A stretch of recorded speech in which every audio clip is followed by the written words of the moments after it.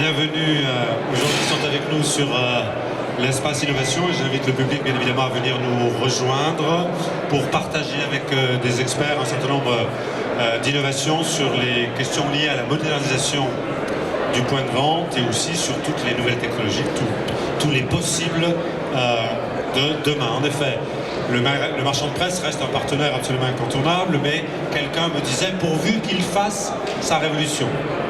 Et on va l'aider effectivement dans cette révolution pour qu'il soit en mesure de répondre aux enjeux d'aujourd'hui, mais aussi aux enjeux de demain. Et on commence tout de suite avec Julie.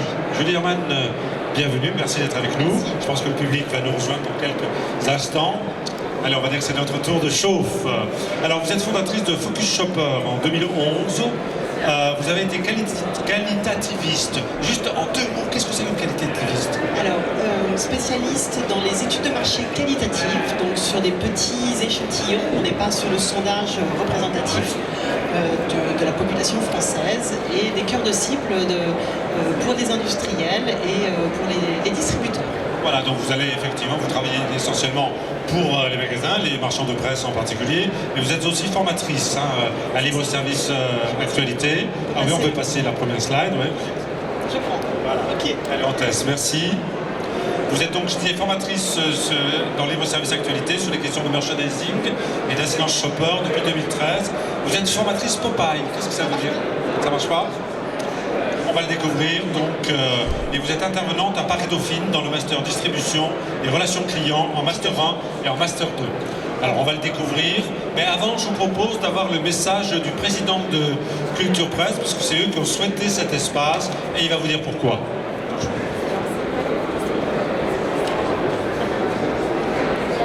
À la 13e édition du Salon Expo Presse, merci le temps de ce week-end d'avoir laissé votre magasin pour venir nous retrouver, se retrouver en famille à notre salon, votre salon. Nous entendons tous parler d'e-commerce, de digitalisation, de numérique, de web to store, et j'en passe, et des meilleurs, tout un tas de termes barbares pour certains d'entre nous, et pourtant, ça fait partie de plus en plus de nos quotidiens, ça fait surtout partie du quotidien de toute notre clientèle. C'est pourquoi cette année nous avons voulu créer un espace différent, un nouvel espace au cœur du salon. Vous y êtes, l'espace innovation et modernisation. Vous allez pouvoir y découvrir et rencontrer tout un tas d'experts dans tous ces domaines qui vont vous permettre de vous mettre au diapason et en harmonie avec tous ces nouveaux modes de consommation. C'est une véritable boîte à idées, une boîte à outils qui va vous permettre de vous transformer et en somme finalement de répondre aux attentes de vos clients qui évoluent sans arrêt, de rester connectés et que nos magasins, demain le magasin de presse reste toujours le lien incontournable qu'il est aujourd'hui de commerce, de culture, de proximité. Je vous laisse aux conférences et aux experts qui nous attendent. Merci et bon salon. Voilà donc le mot du président. Alors, première question pour vous, Julie Herman. Donc j'ai dit que vous étiez la fondatrice de Focus Shopper. Quelle est son activité et plus précisément quel est votre métier?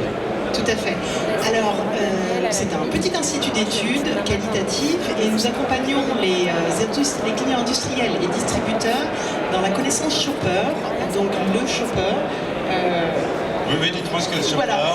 Pour les gens de ma génération, c'est important. C'est ça. Donc, le shopper, vous comprenez bien qu'on est en train de faire du shopping et finalement, on est influencé plus ou moins consciemment par l'organisation, par l'agencement, par l'assortiment qui est proposé dans un point de vente. Et donc, on peut avoir un comportement et une exploration de l'offre qui peut être différente d'un point de vente à l'autre. Et donc, finalement, ne pas acheter ou ne pas acheter la même chose au bout du compte. Et c'est intéressant, là, plutôt que de rentrer par l'aménagement du lieu de vente, vous rentrez par l'analyse de ces comportements. Absolument, et donc ça à travers les études qualitatives qui est le cœur de notre métier et également effectivement le conseil et la formation. Donc en termes de clients, ben voilà, à force de proposer les services et de mener de la prospection, donc à la fois des industriels mais également des distributeurs, donc sur des secteurs et des circuits très variés. Et puis en termes de formation, donc j'enseigne à Paris Dauphine et puis également de la formation continue auprès de professionnels, auprès de le magazine LSA et puis Popeye également pour tout ce qui est PLV. Alors, premier élément, qu'est-ce qu'on peut retenir du comportement, de l'expérience du shopper? D'accord. Alors déjà, le shopper, ce qui est intéressant, c'est qu'à force d'échanger avec tous les clients, donc industriels et distributeurs, et bien finalement, ils ont une représentation très big data du shopper. On est sur des tickets, on est sur des données, on est sur des données IRI, Kantar, Nielsen. Et finalement, le shopper aujourd'hui, il est plutôt représenté voilà, comme juste un cerveau sur pattes et qui fait ses courses, mais on n'est pas tant sur les perceptions, sur le vécu et sur le comportement véritablement au point de vente. Le point de vente aujourd'hui est encore, même pour les distributeurs, souvent une boîte noire. On sait ce qui ressort à la fin, on sait combien il y a de personnes au début, mais on ne sait pas trop bien comment ça se passe sur place. Alors, vous pouvez me donner donc quelques éléments des études que vous avez faites sur qu'est-ce qui peut caractériser ce comportement et ses attentes, on va se dire. Qu'est-ce qu'il attend aujourd'hui dans l'univers qu'elle a? Alors, évidemment, par rapport à tout ce qui est sur Internet, on peut se dire, ça y est, la cause est perdue et tout le monde va seulement acheter sur Internet. Il n'empêche qu'on cherche à rentrer en contact avec les produits, à rentrer en contact aussi avec des spécialistes pour nous renseigner et donc de pouvoir repartir généralement avec les produits directement, donc avoir cette satisfaction de faire son choix sur place. Même si on a fait des recherches en amont, exactement, mais la plupart du temps, il faut savoir quand même qu'encore aujourd'hui, 75% des achats se font au point de vente et on est loin de la bascule complète, voire jusqu'à 95% selon des catégories de produits, on est en magasin. Donc ça veut dire que cette dimension présentielle reste quand même relativement importante. Hein. Elle est essentielle et le magasin, le point de vente restera toujours au centre en fait de cette transaction. Ils n'ont pas de souci à se faire. Convaincue. Et pour peu qu'ils fassent la révolution, je disais en introduction. Donc sur quoi il faut qu'ils travaillent? Alors voilà, une autre slide que j'aime bien montrer, c'est au niveau des courses. Et là particulièrement les courses du gros plein qu'on a l'habitude de faire. Je pense que vous avez entendu parler depuis un sacré bout de temps, même Carrefour avec leur modèle, leur concept Carrefour Planète, il y a quasiment 10 ans là maintenant, parlait de faire réenchanter les courses. Sauf qu'aujourd'hui, on vous disait, au niveau des courses, le gros plein, le vécu, il est plutôt ressenti comme ça. Ça reste rébarbatif, ça reste une corvée.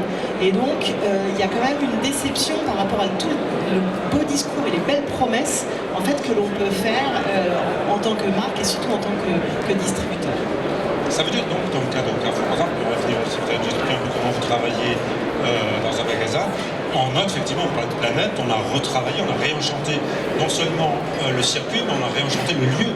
On a réenchanté le lieu, on y met des lieux aussi de restauration, de pouvoir prendre un café. J'étais encore au magasin Auchan à Anglo, donc, qui est un de leurs magasins pilotes laboratoire à côté de Lille. Et il y a un espace café en plein milieu du magasin. On peut y déguster, faire une pause. Et donc ça permet aussi de ne pas être juste sur les courses effrénées et aller le plus vite possible, mais de pouvoir se poser. On prend soin aussi du client. Alors moi je me dis, en voyant votre caddie dans mon magasin, il n'y a pas de caddie. Donc est-ce que ce que vous nous présentez pour j'allais dire de la grande distribution, ça fonctionne pour le petit magasin? Et dites-nous, je crois que vous évoquiez 3 axes, que je vais vous laisser les évoquer: faire venir, faire vendre et fidéliser. C'est ça, c'est que les enjeux, finalement pour n'importe quel point de vente, et pas que en GMS, c'est effectivement... GMS, pardon. Alors, grande et moyenne surface. Ok, merci. Voilà, c'est ça. Et donc par rapport au circuit de proximité, c'est effectivement de faire venir, d'attirer, d'avoir cet élément en tête, de se dire, bah voilà, je peux trouver dans mon magasin de proximité, je peux trouver des produits intéressants, également du conseil, voire des services également. Donc on est vraiment sur les fondamentaux de la distribution et du point de vente, qui sont comment j'attire au mieux, comment je transforme, parce que c'est pas simplement faire venir et regarder, donc faire ce qu'on appelle du showrooming, ça c'est un autre terme, marketing distribution, où donc on vient se renseigner en point de vente et puis finalement on va chercher le moins cher ou le plus offrant par ailleurs. Donc là, comment transformer sur place et puis surtout aussi comment fidéliser. Donc donner ces points d'accroche, de dire ben voilà, j'étais content de mon expérience et derrière je serai pouvoir revenir. Donc, en circuit de proximité, là, le contact est essentiel, l'humain est essentiel. Il ne faut surtout pas tout digitaliser et s'adresser simplement à une tablette ou à un robot. On est bien Penser à loin de l'ensemble de ça. la clientèle. Ouais. Absolument. Mais donc, et puis aussi de mieux comprendre leurs besoins et voir comment donc les accompagner au mieux pour les fidéliser.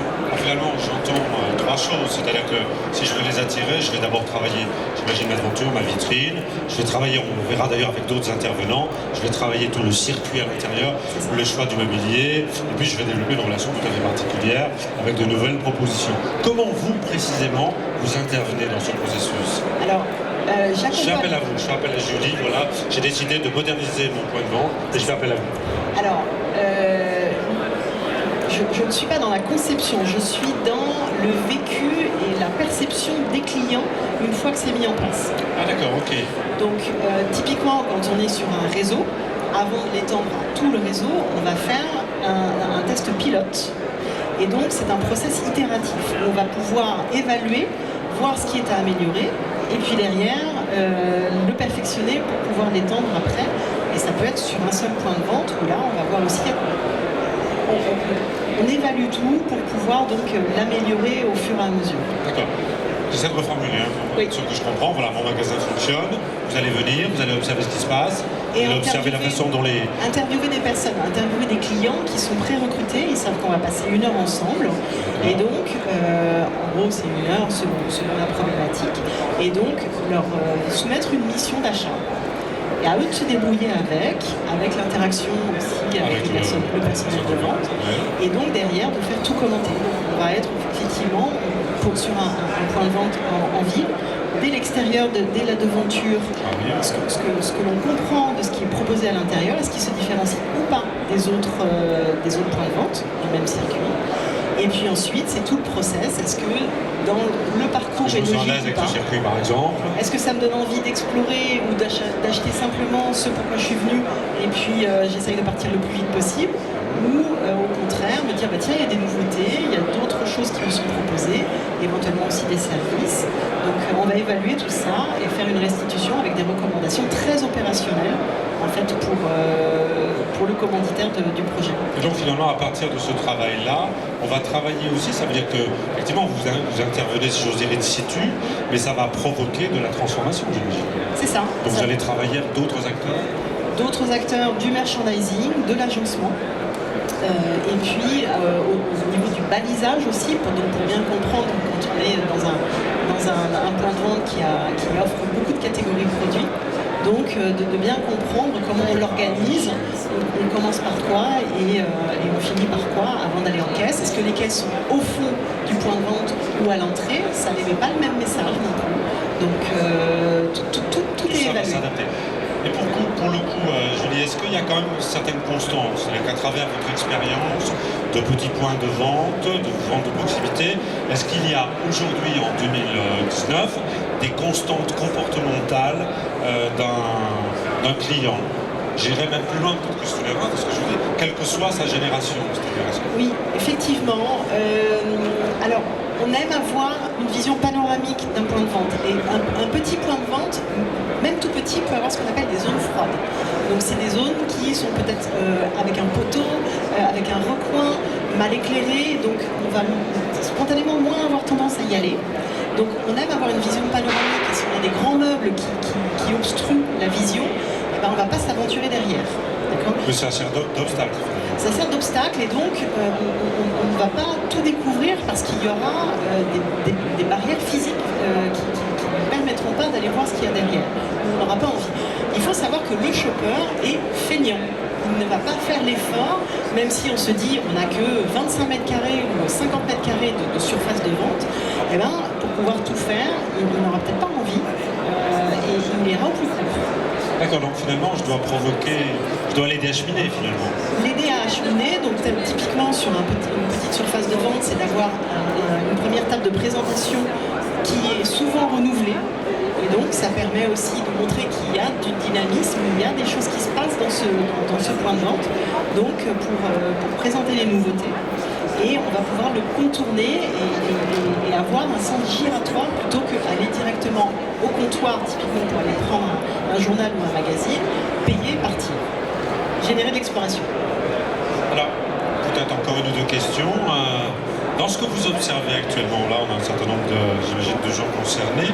C'est quoi la chose qui fonctionne le moins bien? Parce que par exemple, je me dis, moi, je rentre dans un magasin de presse, j'ai l'impression qu'il y en a de partout. C'est un mur de produits, en fait. Un mur de produits complètement linéaire. Il faut avoir des ruptures visuelles. Il faut scander en fait les différentes familles de produits. Donc là, on est sur les journaux, les magazines. Alors, on a du balisage, mais ça ne suffit pas. Donc, il faut que ce soit très évident, très intuitif dès le départ. Qu'on soit pas chargé, qu'on puisse repérer en fait. C'est ça. Qu'on puisse facilement prendre un magazine si on veut le feuilleter et pouvoir facilement aussi le remettre dedans, parce que quand c'est chargé à bloc, on peut en plus abîmer le magazine ou abîmer les autres. Donc s'il est abîmé, ça c'est de la casse. En fait, on va pas vouloir l'acheter derrière, on va vouloir prendre celui qui a une belle présentation. Donc c'est plein de petits détails comme ça qui effectivement invitent à regarder, explorer, se dire pourquoi pas acheter encore autre chose. Donc générer de l'achat d'impulsion. Alors je sais pas, je peux vous le dire là, pour les personnes qui sont avec nous, si vous souhaitez nous poser des questions, faites un petit signe et puis je vous amène le micro. On ne discute pas simplement entre nous, on discute aussi pour vous et avec vous.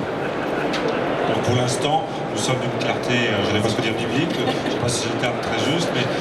Alors par contre, vous avez dû observer des points de vente après, parce que moi je me pose la question, quelle va être la plus-value? Parce que finalement, ce qui ressort très souvent, c'est que j'hésite toujours un petit peu à investir, parce que tout ça, je le perçois beaucoup plus finalement comme une dépense supplémentaire.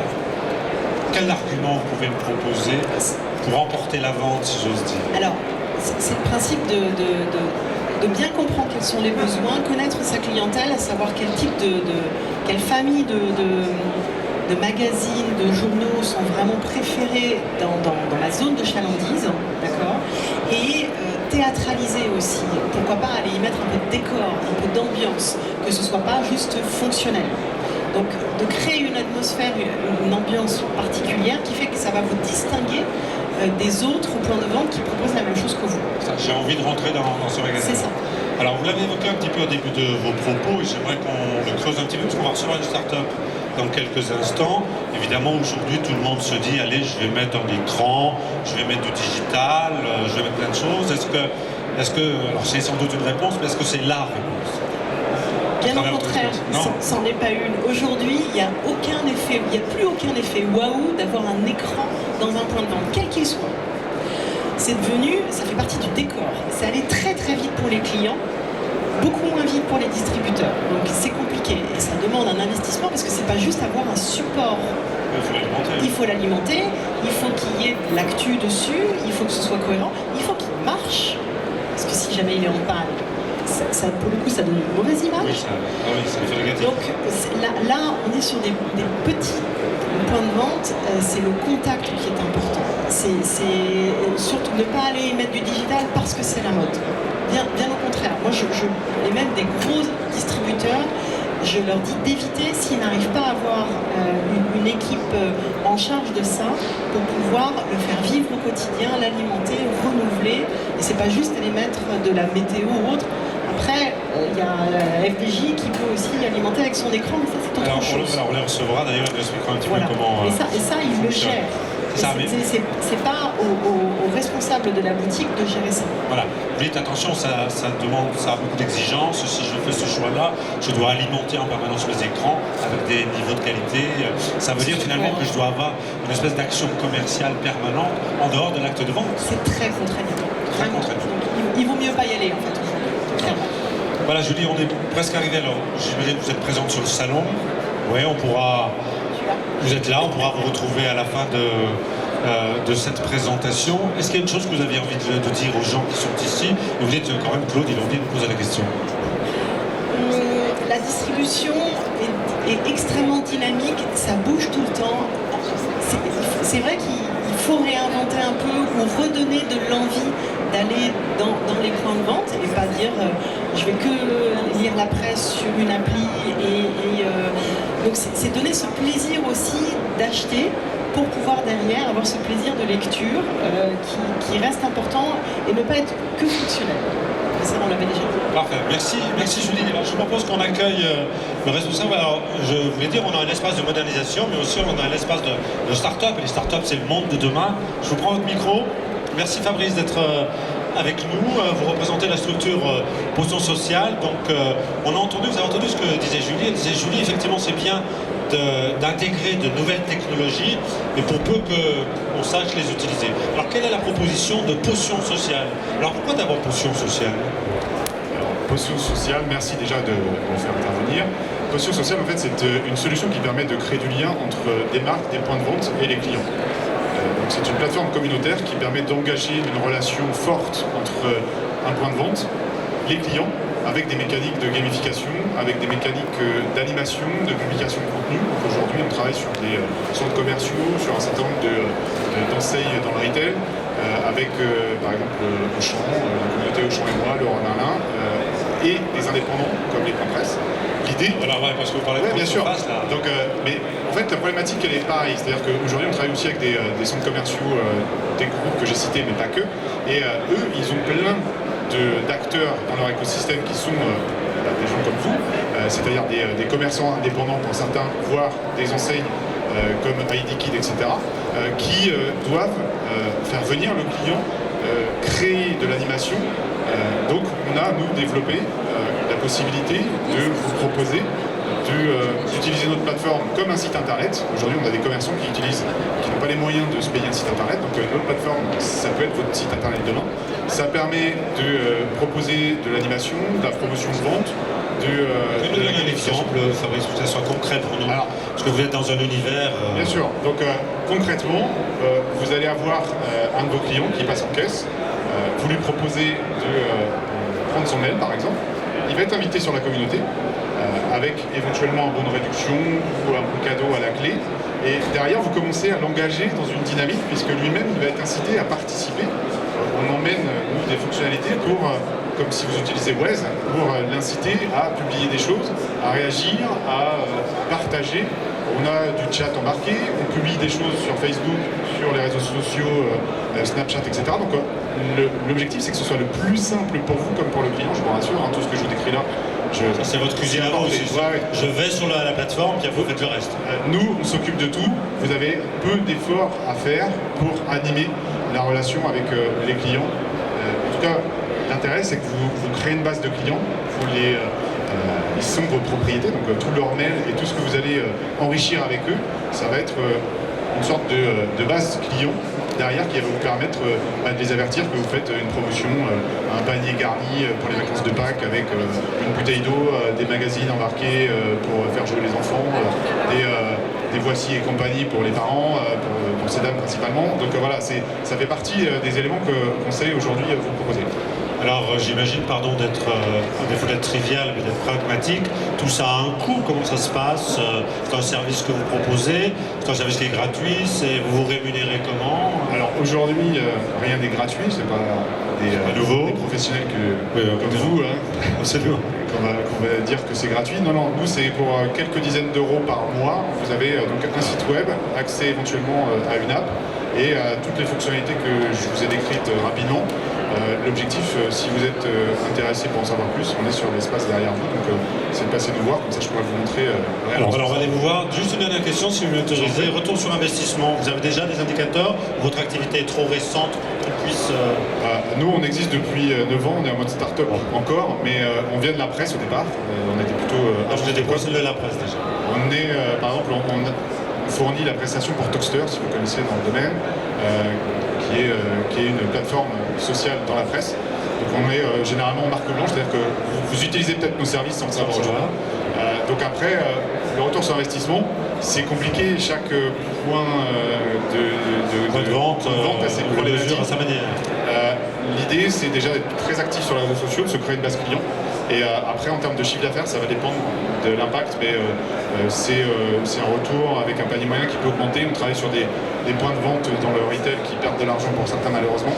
Et on est là aussi pour essayer de dynamiser le lien avec les clients pour qu'ils reviennent plus régulièrement, augmenter leur panier moyen, augmenter les réachats.